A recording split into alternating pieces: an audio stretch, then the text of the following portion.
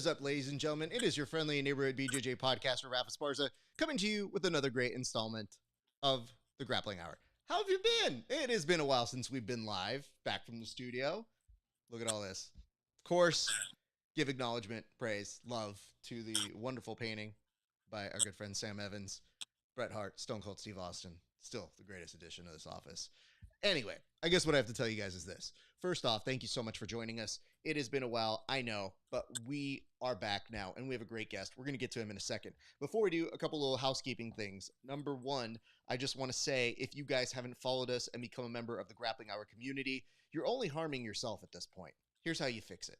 All you have to do is you go over to hi.page/grappling hour, you become a member of our community, and basically you get these interviews 30 days before everybody else. But I thought today we're in a little bit of a rush. Okay? Here's why. Our guest is about to go to Who's Number One.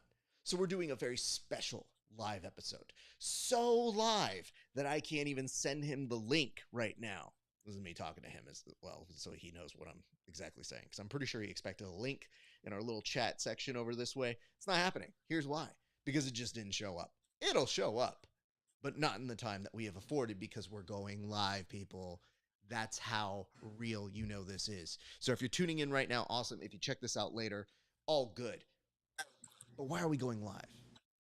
Who's Number One beckons this Thursday, and our guest has made a name for himself through the Who's Number One lineage.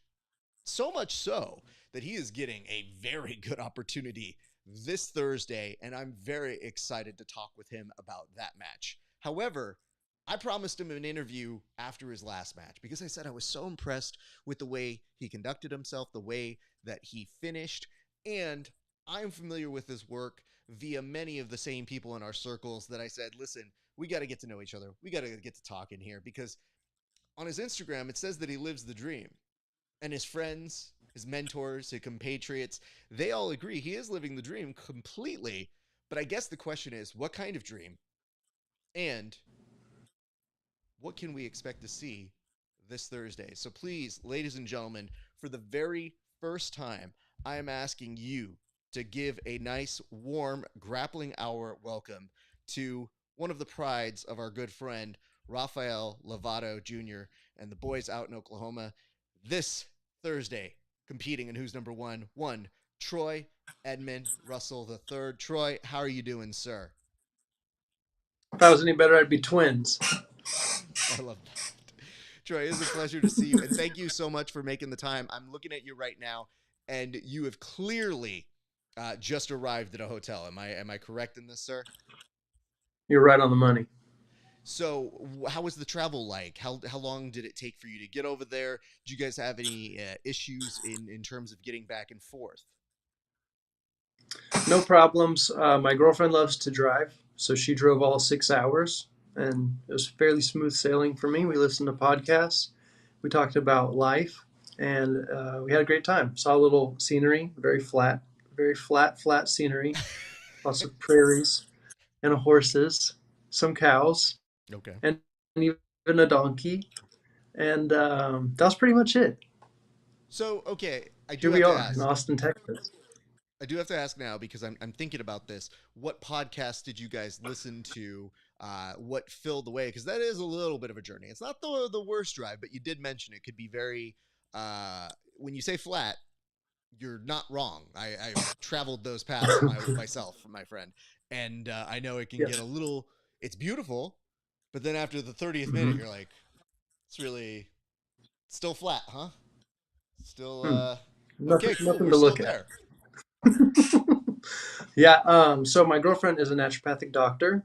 So we listened to a podcast by one of the women that she really likes, talking about mindful eating, how to nourish the body with food, a bunch of cool stuff like that. I fell asleep for a little bit of it, but what I caught was interesting. Is that difficult to listen to podcasts about food as you are cutting weight because you are in the middle of a very big competition? I do imagine you cut a little bit of weight. So when these people are starting to mention all these different types of food, are you sitting there being like, can we listen to, anything else? How about not super delicious things right now? It is a little painful, but pain is weakness leaving the body. Oh, So we used to have some mental training to hear about all of these delicious, organic, nourishing foods that I can't eat. I can't even drink any water right now. So it was a little torturous, but maybe it made me a bit less of a pussy. hey, listen, that's all we're ever going for here. You know what I mean? That's I right. I That's just right. like the fact that you're sitting there being like, no, no, no, no, no, no. This will make me stronger. And I am very much a person that's like, I don't know how to explain this, but even when people describe what intermittent fasting is, I just go, Mm, I feel, and I get that it can be very effective. I feel that is not why I do jujitsu. In fact, I mm. do jujitsu and work out so that I may be fat. So There you this go. helps to regulate that, and not eating sounds stupid to me. So you guys do it. Right. I'll have a few extra LBs and I'll be more for the merrier Mm, for that. Uh, okay. Yeah, I want to kind of come back and forth here because there's something that caught my eye on your Instagram stories this week, and it might have caught mm. your eye too. What is happening in this Very general clever. region here, sir? You're welcome. Uh, I I'll just get want to know close what so we can happened all here. see it. I'll get close. Maybe we can see it there. Is that the wrong It's eye? the opposite. There Yeah, it it's that one is. right there. Okay.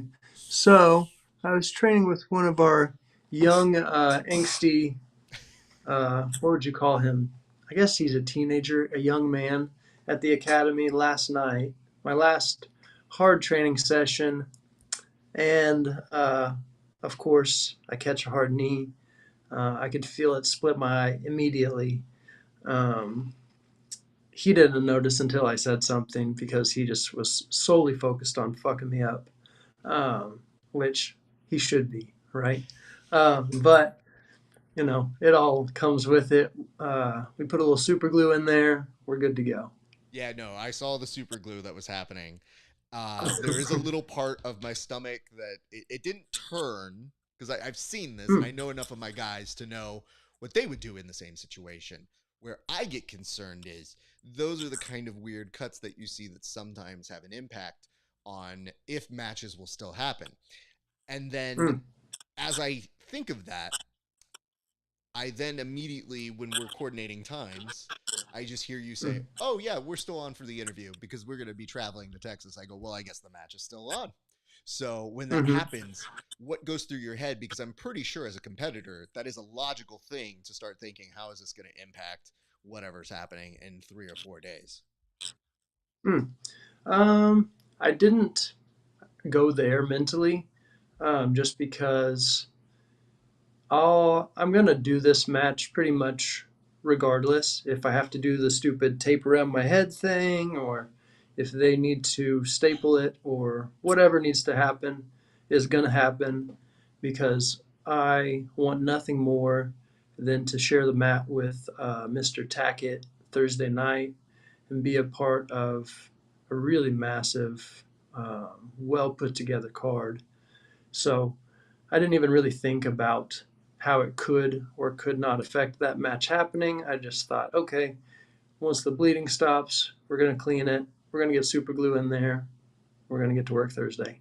Yeah, and I mean, listen, this is how I can tell you are a gamer because I'm not good with things around my eyes. Thus, these you'll Mm, notice mm, I'm not good mm-hmm. with contacts. I have a So pair of any kind of super glue, but any kind of super glue that gets those. right around here makes me feel the way I think most people feel when they watch Hot Ones and hot sauce hands get a little Mm, close to there. So yes. when I saw you with this, I'm just like, oh my god. Okay, okay, he's Mm, good. He's just stitching it up. We're good here. So there's a slight pause that I have from many miles away, viewing what's mm, happening hmm. there.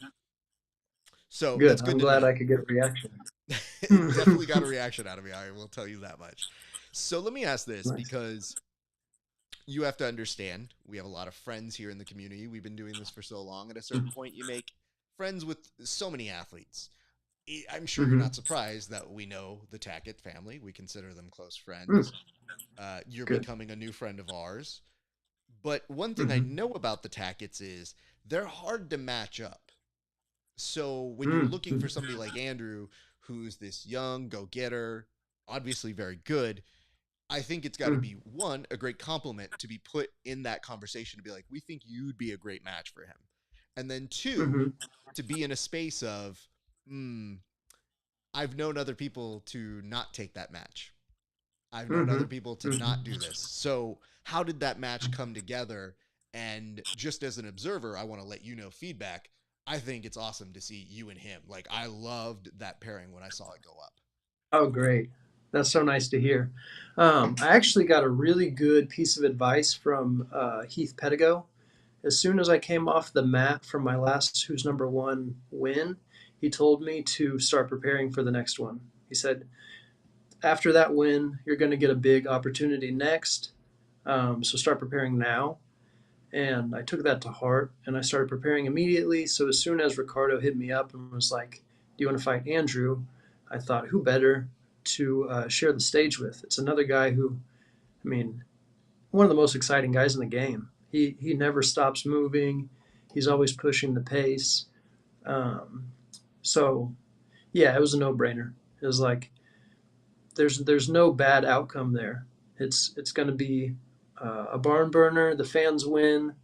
Um, it's a match that I obviously think I can win.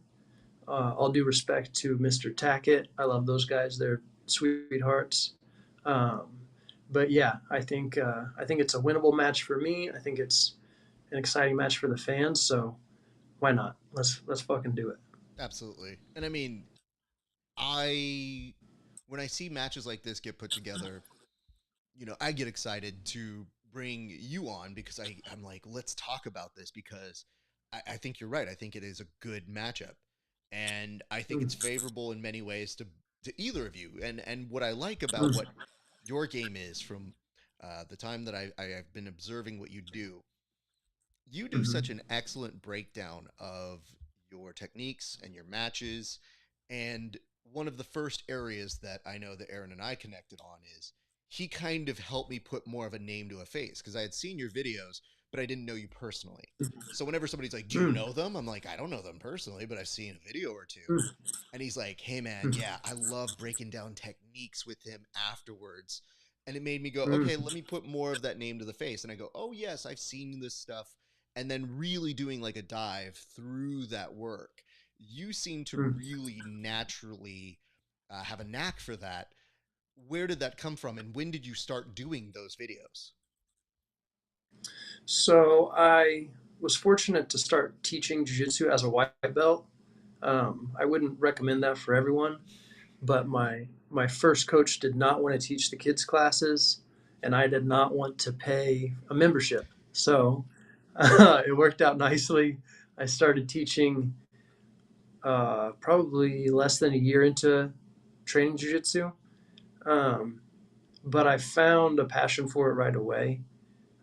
So then you start to get that teacher's mind, I guess, where you have to think not just about what the technique is, but why and how it works. And I try to separate, your competitive mind, where you're going for very specific, very nuanced things, and your teacher and student mind, where you're trying to learn everything that you can and be able to articulate as much jiu-jitsu as you can. So I think that I've had the privilege of going kind of wide with my jiu-jitsu and have a depth as well as a competitor where I have to have deep experiential knowledge of these nuanced technical things, and then I have to be able to regurgitate what I'm doing to my students so that they can emulate what my opponents are going to try to do to me, what I'm going to try to do to my opponents. And it's been a pretty beautiful evolution for myself and all of our amazing students and training partners at Lovato BJJ and MMA. Um, so, long answer to a short question. I think that teaching has really helped me to um, chew on what's going on in the matches a little bit differently. I think that's great, and I think you bring up a good point, which is teaching early does make your brain have to work in a way that maybe it may not work if you're just drilling something as much. Like if you're just as a white belt and you're drilling, you could easily be in that space of like just stuck in that and saying like, oh, I've got to do it this way or I've got to do this. Now you're thinking for multiple students. Now you're thinking like this has to be broad enough that a first day beginner can do it, and that also you're communicating to those students who are looking at you like, where's the advanced part of it? And so I find that one of the biggest challenges whenever I'm teaching, which is, okay, I have different levels in this room. This guy wants the flashy technique. This guy wants the technique, period. Nothing more, nothing less. This guy has no clue what's going on. And this dude has Right. ADHD. So I got to somehow bring them all together in one circle and go, okay, hold on. Bit. And then looking around and saying, like, hey, listen, you're all going to take away something, but this is for my advanced students. This is for this. And having that ability to probably go that many different directions takes you out of what might have just been your comfort zone and saying like, hey, I'm just going to do this for me and I'll develop a good game and I'll be great. I think it's a form of thinking that advances very, very quickly. Now, coming back to the video techniques question is because, again, as a media guy, I just always wonder why. Because you could be content just being a teacher, but putting that information and sharing that knowledge online, there are so many people doing it that it can get lost. But I do feel like you do an excellent job of breaking down your stuff. And the way that Aaron was describing it to me, and you can tell me if maybe it's a little off or accurate, but the way he was describing it to me was he said, you guys just really geek out on tape, and I am a tape person. So, is that something that is accurate? And if so, what about it intrigues you? So I think watching tape is one of the best tools you can have to objectively look at, here's what I did. Maybe I thought this technique looked awesome and I look like an idiot whenever I try to do it. Maybe I thought I looked like an idiot doing this technique and it actually looked pretty smooth and seamless. And then you can kind of see, okay, these areas need to be doubled down on and tripled down on because these are real strengths. These are the places my body naturally wants to go to. Here are the things that I naturally do under pressure. And then here are the things where I'm just shitting the bed and I really need to work on fixing those holes. So I think that watching tape is probably the best way that you can do that for yourself, whether it's competition footage, whether you're recording yourself training in the gym, whether you're watching your students' tape of them competing and training. I've even had remote students that will send me their footage from competitions and I can help them review and make those technical adjustments. That's something that I really enjoy doing and a service that I offer for those interested. Hit me up. But Hold on. Before you go any further, I want to make sure, just so people can catalog this, I have a perfect record of asking people, what can we plug? And this was nowhere in that pre-interview part where I was like, hey, is there anything you're like, there's a seminar coming up. And I was like, okay, seminar?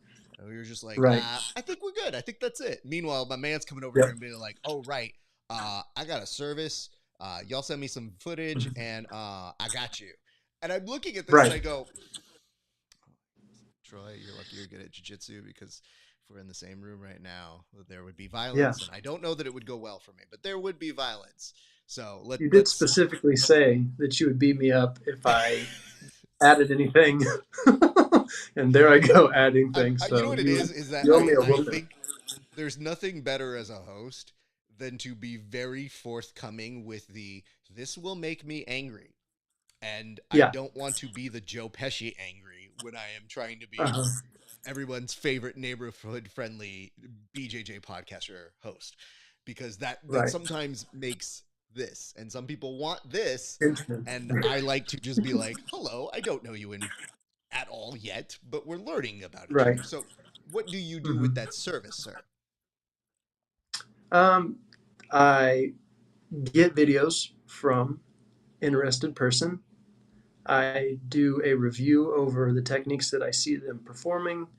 or trying to perform, and I give them feedback on how they can do it better, usually through a Zoom call like this. And I'm very sorry I didn't mention this ahead of time. It slipped my mind.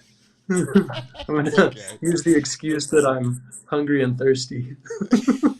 And my brain's not working we're correctly. we're gonna be able to move past it. I promise you. It is Good, me good. sitting here going, I'm glad I asked the questions that I did, because if I didn't, and we got through this, and I'd see you talk about the service on, I don't know, maybe somebody else's podcast, we'd have words. And believe me, That's they fair. exist. People have DMs of me legitimately yelling at them because they didn't do Yeah, something that I was like, no, that's what we're here for. That's the whole point of this. And they're like, sorry, Raph. And I go, right. no, no, no, there's no forgiving now. Now you're just on my shit list. Yeah. Having said that, I want uh, to avoid the shit list. yeah, I mean, it's not the worst thing in the world. Mostly it just means that I never stop bugging you with jokes about something. Like I am Mm, fairly relentless with my roasting. And okay. Well, then I, here's another service I offer. No, oh, I'm joking. Jesus Christ. So let me point this out. I think in the future, that would Mhm. make you an ideal candidate for premium users on my service, on my Oh, account. What we do okay. is, we have created a segment. So people who pay a little bit extra, we do original episodes. And one of the Mm. original episodes that I've done is I have made it so that guests can come on and roast my competition footage. Now, Ooh, I'm not asking you to tell me how to be better. That's not it. I think right. that's not quite the service I'm trying to just steal out of you.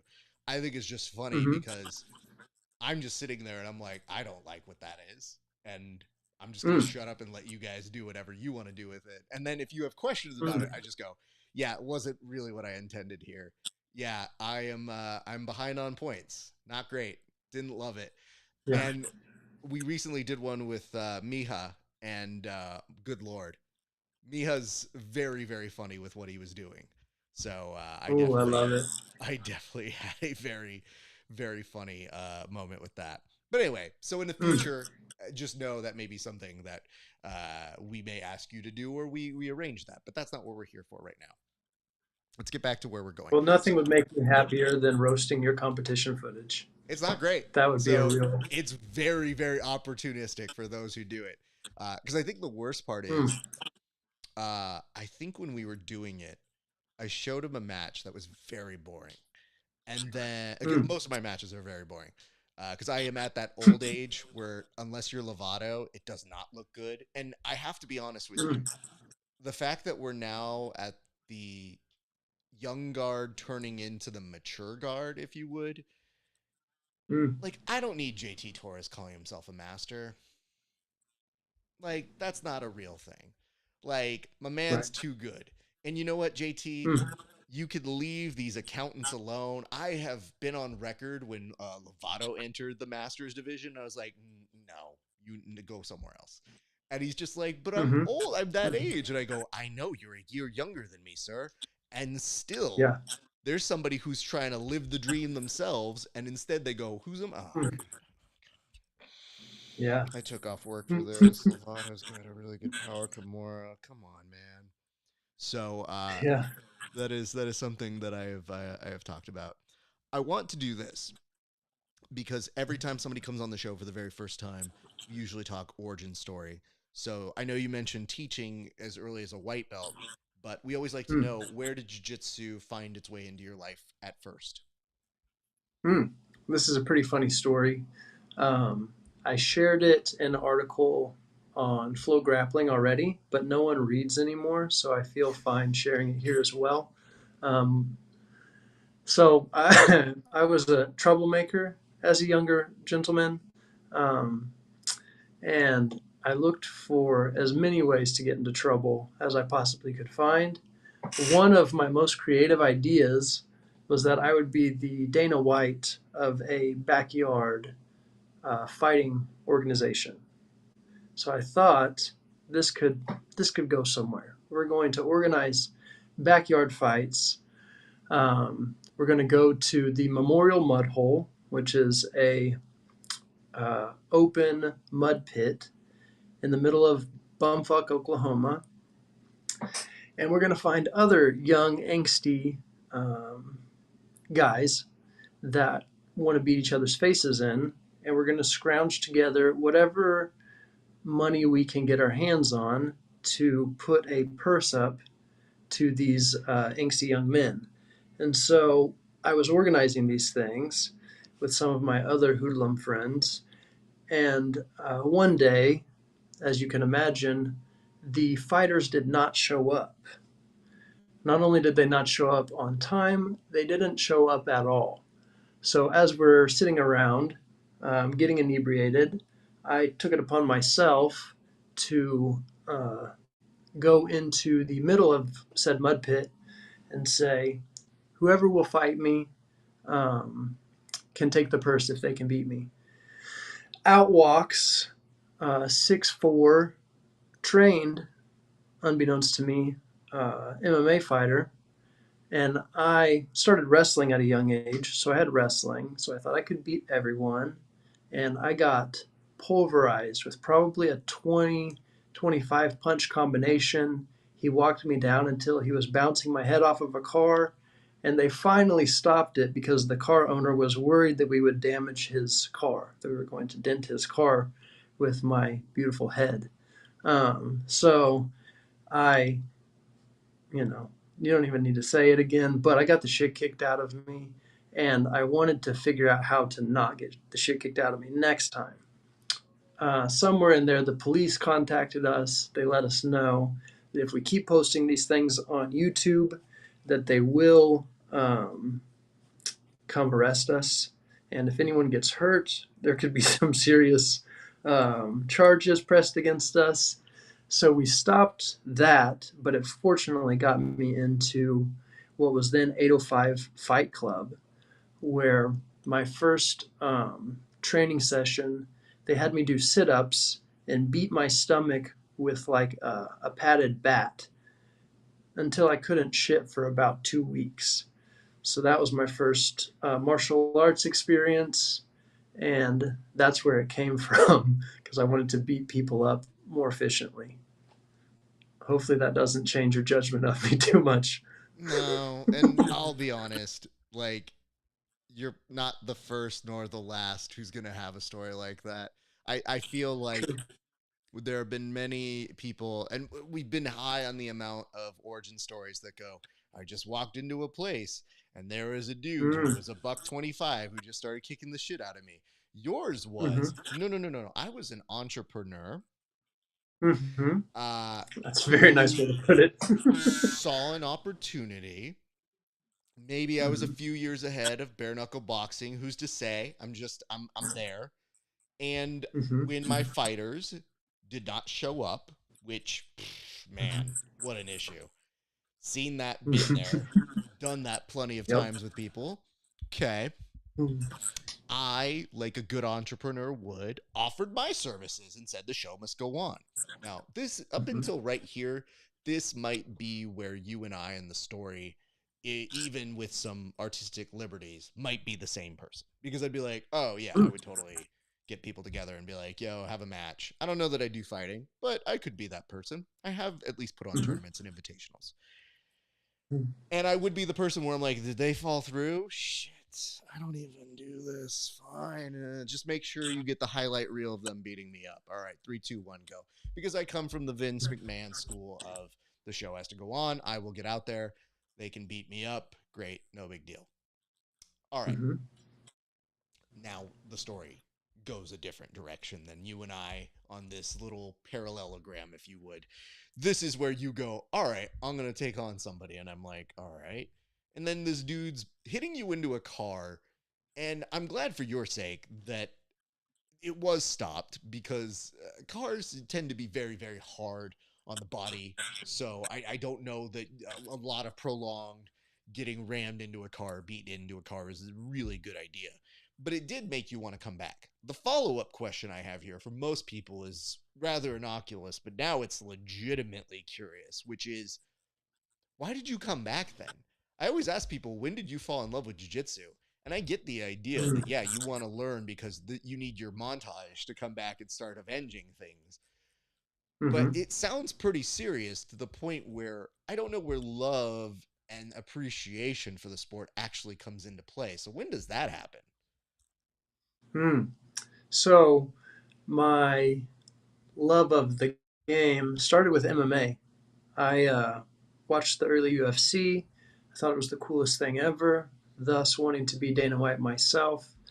So I started at 805 training MMA, learning Muay Thai, learning to chain, wrestling with Muay Thai. And at first, I didn't even want to do jiu-jitsu. The jiu-jitsu guys would ask me to come train with them. It's like, no, you guys look like fairies over there, rolling on the ground with each other. I'm not interested. I'm going to punch people in the face and take them down like a real man.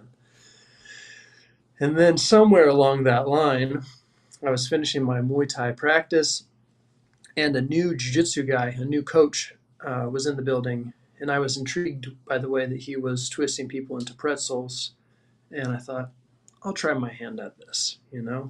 I'm going to show this guy just how gay jiu-jitsu really is. I'm going to show him that wrestling is king. I'm going to take him down, and he's not going to be able to do anything to me. Moments later, I'm in my first triangle choke, and there's really something to that, being strangled. Like wrestling is cool. Knockouts are very cool. Anyone can understand a knockout. Anyone can see, oh, there's a takedown. This guy took that guy from a standing position to the ground. Okay, this guy punched that guy in the head, knocked him unconscious. But there's something more mysterious to closing the carotid arteries and blood leaving or losing its ability to make it to your brain until you start to see, all the little shimmers in your peripheral. So that was captivating for me. I was like, how can this motherfucker beat me? You know, I'm 16, I'm young, dumb, and full of cum. I didn't think anyone could beat me still, even after having the shit kicked out of me just a few weeks prior. Um, so there was something to that. It was like, there's something I don't know out there, you know? And deep down in the boneheadedness, there's an intellectual fella in there that's very interested in how things work. Um, so I had to figure it out. I thought, okay, I'll take a little bit of time, learn this stuff, add it to what I'm already doing, and I won't have to spend any more time rolling on the ground like a fairy. But uh, it became more and more interesting, and I started to realize that this is really an endless game. It only ends where the human body's potential for movement ends, and that's fairly endless, I would say. There's a lot of different ways that the human body can move. So that interest turned into passion. Pretty soon after that, I started to teach, and my love of jiu-jitsu took over to where I stopped training striking. I stopped wrestling a year early in high school, a year shy of my senior year, so I could solely train jiu-jitsu. And the rest is history. I think that was 12 or 13 years ago now. And there's only been a few MMA and striking sessions sprinkled in there over that 12 or 13 years.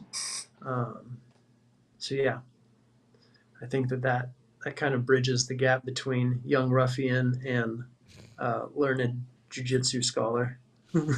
I'm glad that you have the range of it. Because let's be honest, as much as we like to really appreciate the nerds that we have in this culture, and we have a lot of them, and they're very, very helpful, I am one of them. Mm-hmm. There is something to be said that sometimes only a goon can speak to a goon. And that Mm-hmm. translation can be very helpful because we Yeah. have goons that I've worked with that have a certain respect for me because they know, like, hey, listen, I know some things. I can teach you some things to make you more efficient.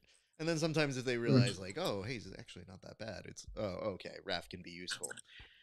But to other goons, the quickest way is sometimes when you go, mad enforcer, Mm-hmm. go talk to him. And when you mean go talk to Mm-hmm. them, have a conversation through violence and let them know there's levels to this, don't be a dick. And both have their places, So we Mm-hmm. welcome that. It's just we've had a lot of reformed goons as well. So it's not always a bad thing. It's more so you know a little bit better now because I'm sure you have had people who have probably stepped into your gym or your experience throughout the years who might have been younger Mm-hmm. versions of yourself. Mm-hmm. Mm-hmm. Yeah, absolutely. And I do think it helps you connect with those people who are still in their goon stage.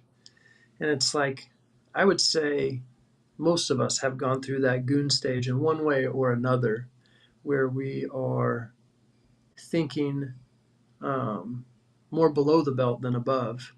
So it's helpful to come from that background and to learn and be humbled over the years to where now you can show them like, okay, there's something more to this. There's wisdom to be gleaned here from what we're doing. It's not all physicality.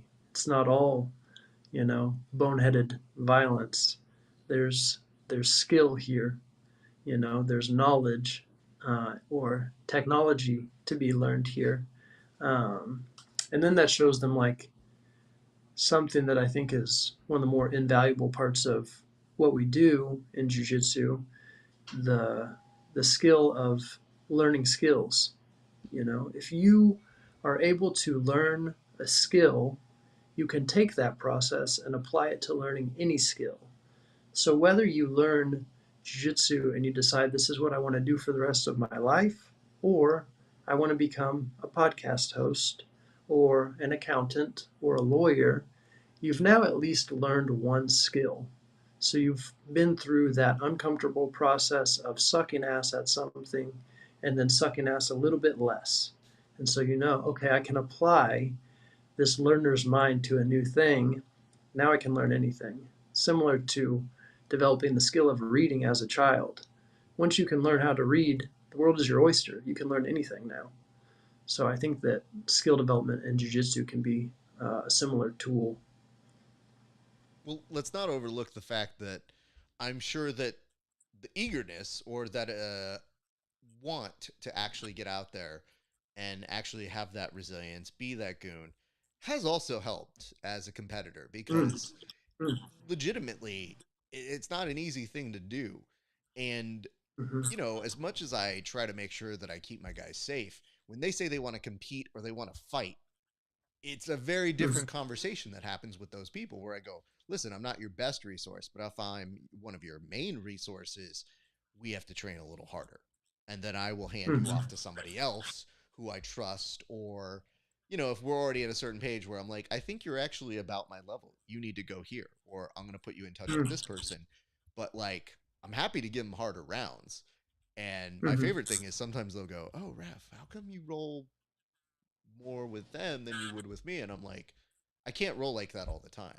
When you get to a certain mhm, age, you go, this isn't happening every single roll. And second, you don't merit that roll. Like, you don't want that roll. That roll's not nice. That roll is me picking all of my meanest shit and making mhm, sure that I stay safe. So they're always mhm, like, yeah, yeah. So I feel like that's probably what may have propelled you towards wanting that success. Do you have any mm. early memories of when you were first starting to compete? And was that part of the case? Was there kind of an on ramp from, hey, I don't mind violence or I don't mind that aggression to I'm learning how to Mhm. channel it in a very different way now and I'm finding fulfillment from that? Mm-hmm. Yeah. I think having that aggression and that competitiveness, the will to win, I think is what really separates even people at the highest level of competition. If you are someone that wants to win so badly that you'll do anything to win, that's a dangerous person. That's someone that you have to take seriously. Um, Whereas if you don't have that, that's fine. But you probably shouldn't compete if you're not someone that wants to win so badly that you're willing to train 2, 3 times a day and get those hard rounds in and get injured a little bit, get beaten up, be uncomfortable, be hungry, thirsty, you know, so on and so forth.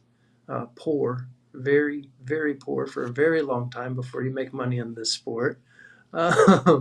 And then you find nice people like the people at Who's Number One who will actually pay you to do what you do. And it's like a dream come true. That's part of the living the dream thing coming to fruition. But I forget what the question was, but hopefully I answered it somewhere in there. You know what? Here's the good news. You threw some stuff at a dartboard and it mostly hit. So you were Nice. on the dartboard. Whether it was a bullseye, maybe not, but you did answer the general thought about it. Uh, Okay.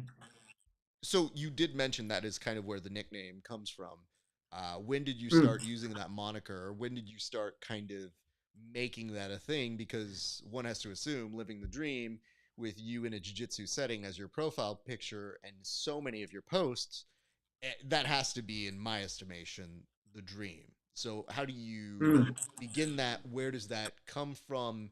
And why does mm, it do? Because it also seems like it's a very it's like a mantra or a kind of rallying cry for yourself that you've had. And I mm, always am very interested where those things kind of originate from. mm.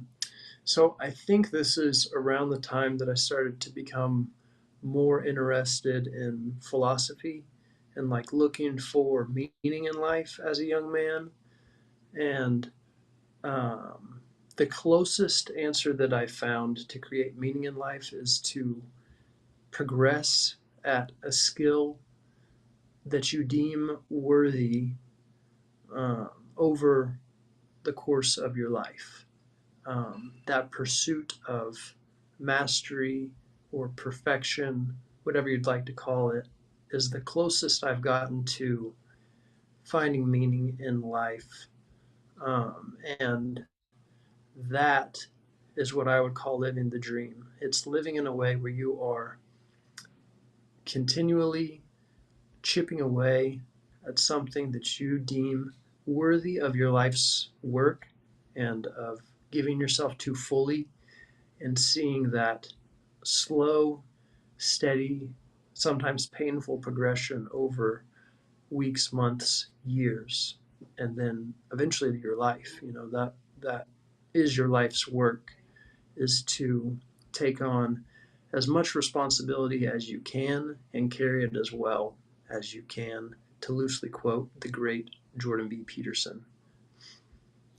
Let's go back here for a second because this does interest me. So you mentioned that you maybe didn't necessarily see yourself as a scholar initially. You knew it deep down inside of you, it was there. When did you find Mm-hmm. yourself immersed in philosophy, and who are some of your favorite philosophers? Hmm. So that was probably not until brown belt. I left the school that I started at as a brown belt, um, kind of on this journey. I was reading Robert Greene and his 48 Laws of Power, um, and also the book Mastery, the 33 Laws of War, um, or the 33 Strategies of War, I think. Um, and then I went on to read Jordan B. Peterson's 12 Rules for Life, 12 More Rules for Life. Um, Tried to read Maps of Meaning. Good fucking luck if you try to read that book. It is a textbook. It is so rich with wisdom, but I think you need more brain cells than I have to throw at it.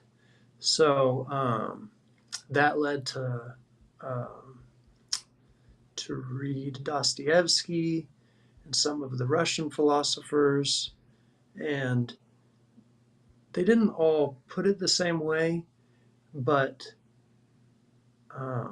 my spiel about meaning is what I gleaned from what I read and what I listened to. Um, and it got me to start thinking, like, okay, how do I go from this, broke punk kid who's not looking to do anything useful for anyone to someone that wants to now impact my community and hopefully the world with a positive message that I think we are all hungry for. And building that message on a platform through jiu-jitsu.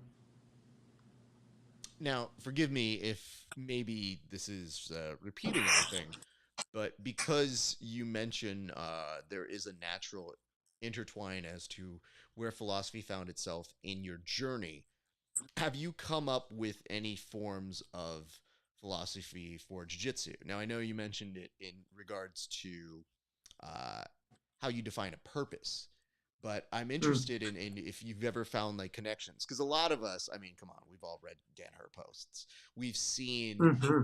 there's kind of a blueprint now for, okay, this is how I express myself, and I find views about human nature through my observations of jiu-jitsu, and it poses these larger questions.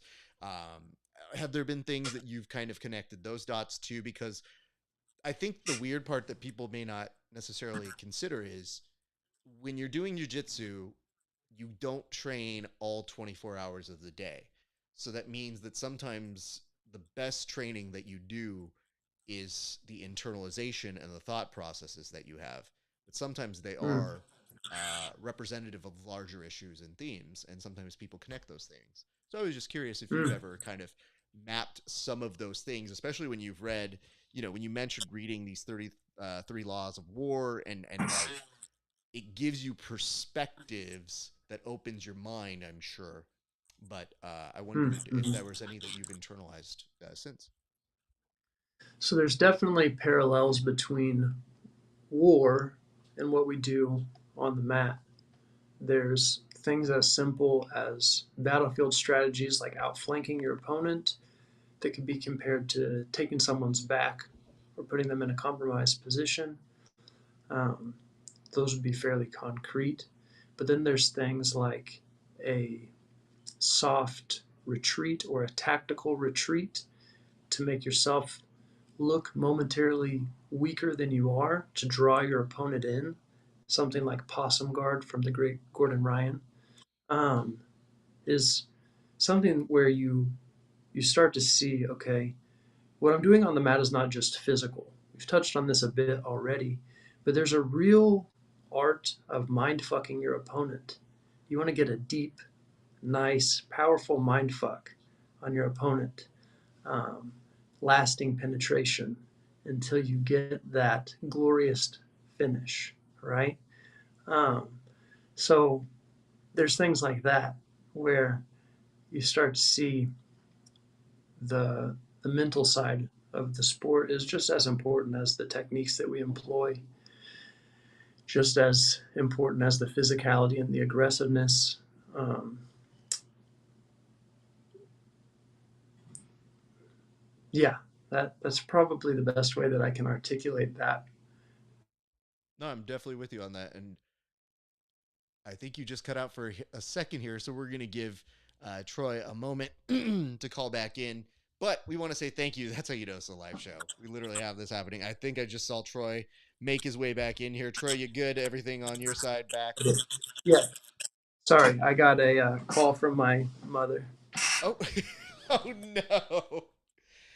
Oh no. Please apologize to her in the future and let her know that there is that. I want to point this out because you actually touched on something that yesterday I went over with my students, and my students are just learning. They're a handful of them are very at the beginning stages. So a lot of them actually do more kickboxing or Muay Thai, and so my job is to be like, "That's cool. This is different."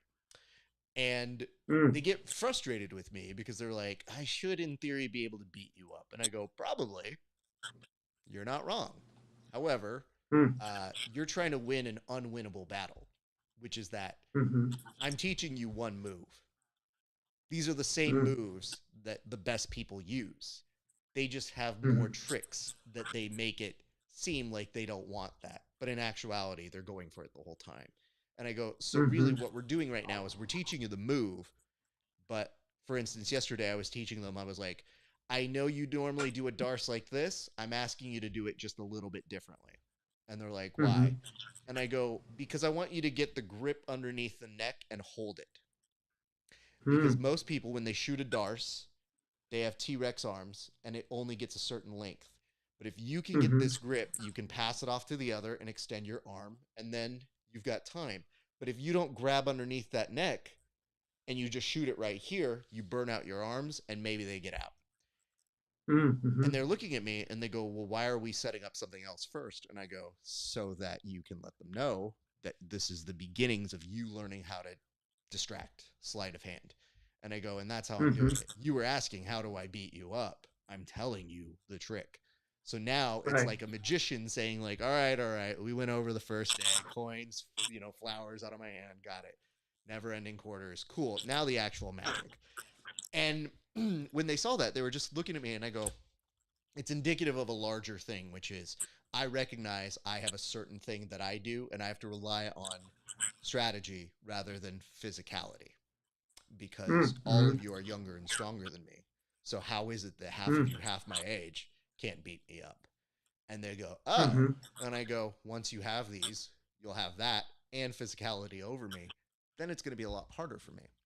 And they go, oh, Mm-hmm. shit. And I go, yeah, just apply that to other shit in your lives. Like, take that idea, Right. that concept, and understand that not only do you get this confidence, but that unspoken confidence you get in jiu-jitsu is indicative of things that maybe you don't understand on why you're carrying yourself a Mm. little bit better outside of here. And they go, oh, shit. And I was like, and that's the end of class. All right, bye, everybody. I'm done for the day. Yeah. Walk off home run. Just literally like, boom. Literally just walking around, like jogging. And they go, Mm-hmm. shit. And I was like, yeah, I'm not bad, huh? All right, fuck you guys. Roll or don't. I don't care at this point. I'm out. But Mm. I will tell you this. Bravo. Thank you. I feel like you talk about stuff that I think is what I've seen a lot of people say uh, independently or as they're on their journey, and sometimes they don't know how to really put it together. Maybe they don't know how to articulate it just yet, but it's a feel. Mm. And so you sound like you're at a part in your journey where you're exploring how you're going to connect those dots and writing your own kind of philosophy, whether it's through the mats. But to me in particular, it's looked like you've espoused that through the way you explain your techniques. So without knowing it, you Mm. may have been doing it since you started doing your very first technique videos. And then that becomes like an Mm-hmm. exploration. And I just thought that was a fascinating thing that you do uh, in your approach that maybe other people may not do as much or as knowingly. So I just thought as an Mm. observation, I would throw that your way. Thank you. You're welcome. I have to ask this because he is a friend of the show. Where did your interaction with Lovato come from? Because you mentioned around a brown belt level, you were leaving a particular gym. Is that about the time that you started coming on over to the Lovato system, or were you Mm. kind of like cross training, or did you have other run-ins with him and his team before then? Mm. So, being in Oklahoma, I've seen Raphael for my whole jujitsu journey. One of my favorite memories is beating one of his white belts as a white belt, and being able to shake his hand after the match was like a really big deal for me. It was really exciting. So I've seen him from the beginning of my journey, but we started to cross paths more whenever I was training at a strength and conditioning gym in Edmond, and he happened to train his strength and conditioning at the same place. So I got to see his work ethic. I got to see how he trained his body, how he recovered, um, how how disciplined his schedule was. Because you could see it was like, okay, he just came from training to be here, and now he's doing hard strength and conditioning. He's recovering his body, and then he's headed to his next training session or his next business meeting, whatever it is.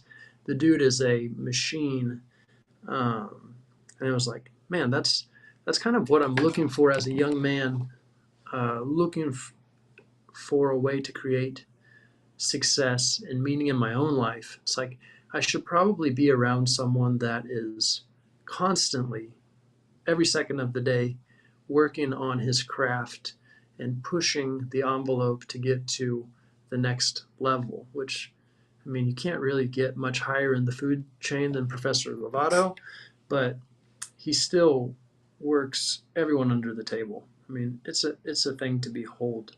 So that's what drew me in. We had some conversations here and there at the strength and conditioning gym. I tried not to bother him for the most part, but then once things came to a head at the place I had trained for the 8 years before that, I went. He invited me to come try a class at his academy, and I've never had my ass handed to me so fiercely as I did in that first training session. Being the unknown brown belt at Professor Lovato's academy, the blue belts came after me like I owed them money.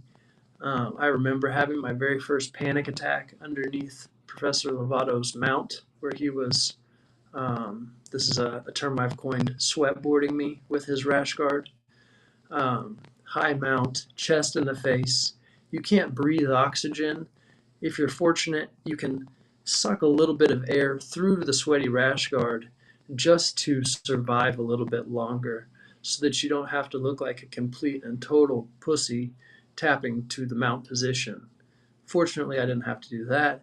He was merciful enough to finish me with an X choke after I finished writhing like a small defenseless child. I, And you from know, then I was like, I need to train with him. I'm glad that you did because I've often complimented his cross collar chokes. I've Mm, said it's very difficult to beat him or Shanji on those clean. I mean, let's be honest as well. Hodger, let's put them all mm, in that same boat of like, if they get a grip yeah. inside of this general region, bad news for you. So I Mm-hmm. have always been complimentary of it and in awe of it. And that's not even getting to his passing or his pressure. And every time that man threatens to come back, I just look and I Mm, think, okay, what else? What else do you want to do? Because when he mm, put up that recent post of his Bellator gloves and everything hanging from the rafters, I just thought it's hard to tell someone who is that motivated you don't need to do it. But the mm, real answer is you mm-hmm. don't. The question Right. is, if you don't do it and you're him, then you don't feel fulfilled. So Right. I think it's Mm-hmm. not like, oh no, he's dumb. He doesn't understand the risks. He does, but Mm-hmm. it's a part of his journey that I'm sure he wishes in some way was different. But I just remember famously telling him years ago, "Hey man, it really sucks that you're leaving us in jiu-jitsu because I kind of wish people in jiu-jitsu could just be good at jiu-jitsu. But I Mm, get the samurai code for you. Go do what you need to do." And mm-hmm. he Mm-hmm. represented it very well. So I wish him Right. nothing but the best. But there is a giant smile on my face when I see him being incredibly competitive, if not surprising people continuously, time and time again. Him and Elder Cruz, what a great match! Like looking at Oh. him with a current up and coming monster and still showing like, hey man, there is always gas in this tank. And I have an appreciation for that.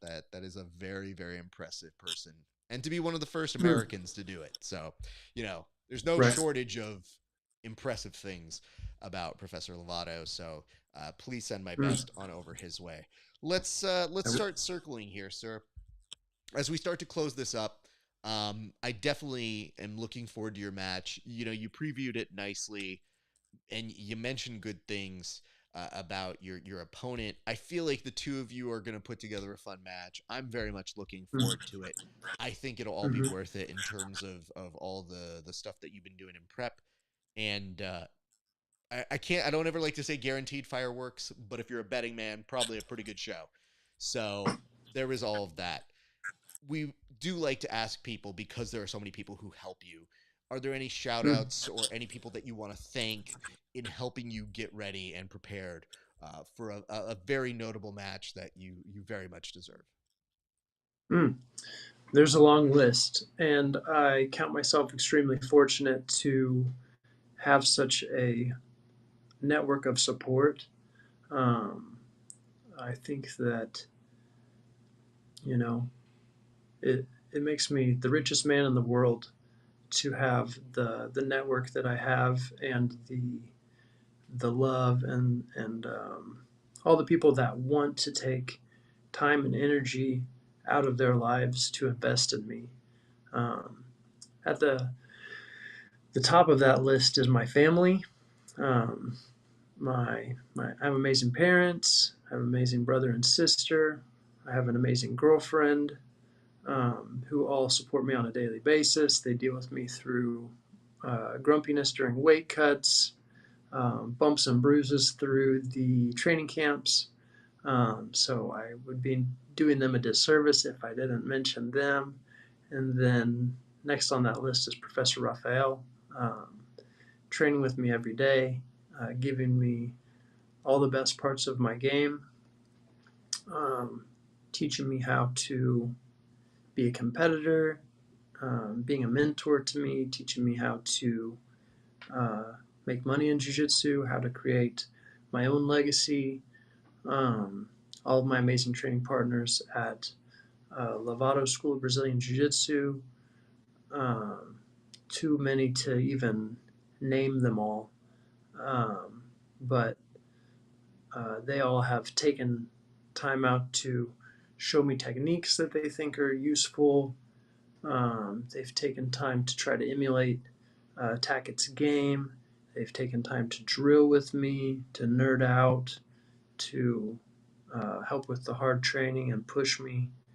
Um, and then there's my sponsors, Zero Tolerance Coffee. It's the best coffee in the galaxy. There's Alchemical Gear. They're my gear sponsor. They make all of their stuff out of natural fibers, which is much healthier for us than putting plastic on our body. Um, there's Brawl Energy, it's a new sponsor. And I think that may be my entire list, going kind of broad without mentioning everyone specifically. That pretty much caps it off. But all of those people are near and dear to my heart, and I love them all very much. Well, that is what's up. And I do want to give you an opportunity to just remind people that you do have seminars coming up. So tell us where your next seminar is. And I mean, if people are looking to get seminars with you, where Mm-hmm. may they be able to get in contact with you, or how do they go about doing so, sir? They can go to my Instagram. It's at Troy Lives the Dream, all lowercase, no spaces. You can send me a message on there. I'd love to come and share my jiu-jitsu with you guys. I'd love to pour into your students, and help any way that I can. My next seminar will be in West Virginia at Nova Jiu-Jitsu Academy. That's open to everyone in West Virginia and the surrounding areas. I'll be teaching a leg lock workshop. Um, It'll start out fairly basic because there'll be um, beginners all the way up to advanced practitioners there. I have a good system for my leg locking seminars that takes you from very basic concepts to more complex ideas, and really looking forward to going there. It's one of my dear friends' school, Adam DeGraff. He's got a few business partners. His son is also a outstanding competitor, Andrew DeGraff, who, if you aren't aware of already, just broke into the top 10 in his weight division, which is very exciting for him. He was one of my remote students for years, so he would send me his competition footage, and we would spend time like this on FaceTime talking about what he did well, how we can improve it, what needs to be fixed for the next one, so on and so forth. So it's a beautiful thing. He's now under John Danaher's tutelage, so he's really making waves in his own respect, and I'm excited to go out to their fairly new school. I think they've only been in business for a year, maybe less. So I'm excited to go see those guys. Well, that has to be very cool to be. You're like, no, no, no, Dan, I warmed him up for you. It's all good. You're Right. welcome. Yeah. You can take the Yes. credit, but like we all know. I mean, I did the hard work here. I We mean, did the heavy lifting here, sir. yeah, yeah. I'm sure that he's doing a good job. Yeah, I I leave them think in that good goes hands. without saying.